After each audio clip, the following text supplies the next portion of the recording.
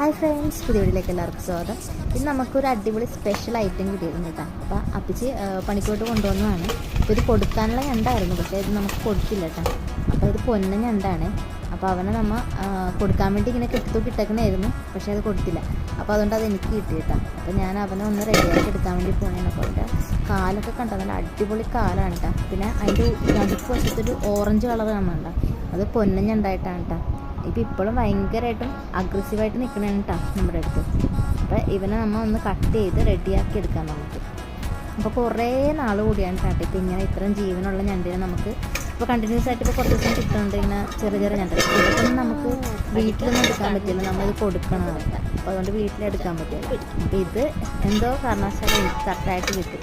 അപ്പോൾ കുറേ നാളത്തെ കൊതി ഉണ്ടായിരുന്നു. അങ്ങനെ നമ്മൾ ഇതിനൊന്ന് കട്ട് ചെയ്ത് റെഡിയാക്കി എടുക്കാൻ പറ്റും. അതും പൊന്നഞ്ഞുണ്ടായതുകൊണ്ടാണ് കേട്ടോ. പൊന്നഞ്ഞുണ്ടൊക്കെ നമ്മൾ എല്ലാവരും കൊടുക്കുകയും ചെയ്യുള്ളൂ കിട്ടിക്കഴിഞ്ഞിട്ടുണ്ടെങ്കിൽ.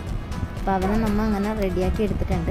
കാലൊക്കെ എല്ലാം കെട്ടിയത് നമ്മൾ സംഭവം സെറ്റപ്പാക്കി എടുത്ത് അത് ക്ലീൻ ചെയ്ത് കഴുകി വൃത്തിയാക്കി എടുക്കണം. അപ്പോൾ ഈ ഒരു ഞണ്ടായിട്ടാണ് ഞാനിപ്പോൾ കറി വരുന്നുണ്ട്. അത് പൊന്നഞ്ഞുണ്ടായതുകൊണ്ടാണ്. വേറെ കുറച്ച് ഞണ്ട് കൂടി കിട്ടിയിട്ടുണ്ടായിരുന്നു, കവാലി ഞണ്ട്. അപ്പോൾ അത് ഇതിൻ്റെ കൂടെ ഇട്ട് നമ്മൾ ശരിയാക്കിയില്ല കേട്ടോ.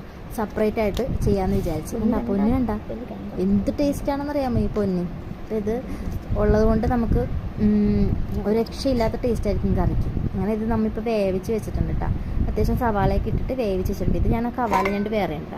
ഇവനെ നമ്മൾ ഒരു ചെറിയ കുഞ്ഞ് ചട്ടിയിൽ അവനെ സെറ്റപ്പാക്കി എടുത്തിട്ടുണ്ട്. പൊന്നൊക്കെ ഇങ്ങനെ തിളങ്ങുന്നുണ്ട് കേട്ടോ. നല്ല ടേസ്റ്റാണ് ഈ കറിക്ക്. അത് പ്രത്യേകിച്ച് മൺചട്ടി വെക്കുമ്പോഴത്തേക്കും അത് ചോറിൻ്റെ കൂടെ കൂട്ടുമ്പോൾ അടിപൊളി ടേസ്റ്റാണ്. ഇതാണ് കേട്ടോ എൻ്റെ പൊന്നി.